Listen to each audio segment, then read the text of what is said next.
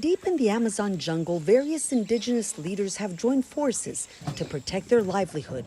We accompanied native trackers during a week as they police the JAVARI Valley Reserve, an area twice the size of Japan.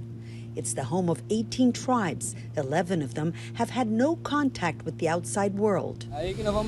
This part of the river belongs to Brazil, where white men do as they please. But ahead of us is the indigenous JAVARI territory. It's forbidden to all but us, yet we're still in danger.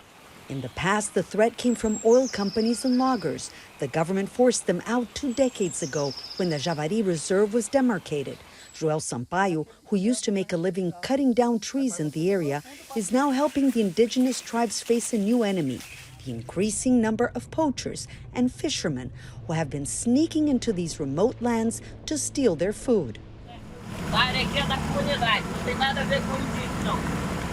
They've been illegally capturing endangered and expensive species like the pirarucu fish and turtles to export them at high prices to neighboring Colombia and Peru. Outsiders are depleting this protected forest of game. The local indigenous tribes hunt and fish just enough to survive. The illegal fishermen catch as much as they can to sell abroad and make money. They have already had shootouts with government authorities who tried to stop them. The patrolmen are few in number, but have been armed by NGOs with technology, satellite maps, cellular apps, and a radio to communicate with villages inside the JAVARI Valley. We've been patrolling the Itaquai River for 2 days now, and the MARUBO indigenous people have been showing us how poachers and fishermen enter their lands illegally. They find these small canals, as you can see here behind me, and they ride these wooden canoes, which are very small and very hard to find, especially at night. We followed the intruders' tracks into the jungle. Our guide shows us how they cleared a path to carry canoes to small rivers further down, which will take them deep into the forbidden territory. It's a daily 10-kilometer hike through uncharted lands, with an occasional stop to hunt for food. On the way, they find new clues, like this empty salt bag. The salt is used to preserve the fish until they're taken to the market. The fish are taken to Tabatinga, 5 hours down the river. In the marketplace, smugglers also sell illegally hunted alligators and turtles.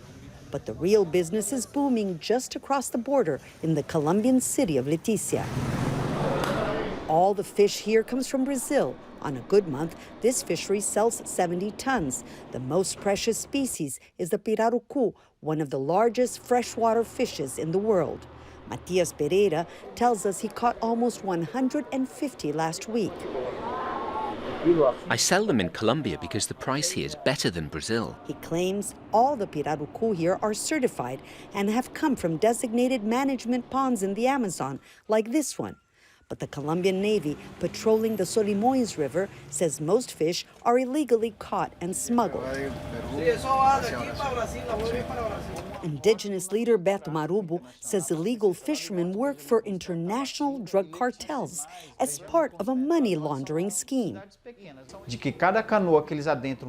Every little canoe can carry the equivalent of $8,000 worth of fish and turtles, and there are many canoes working for one master.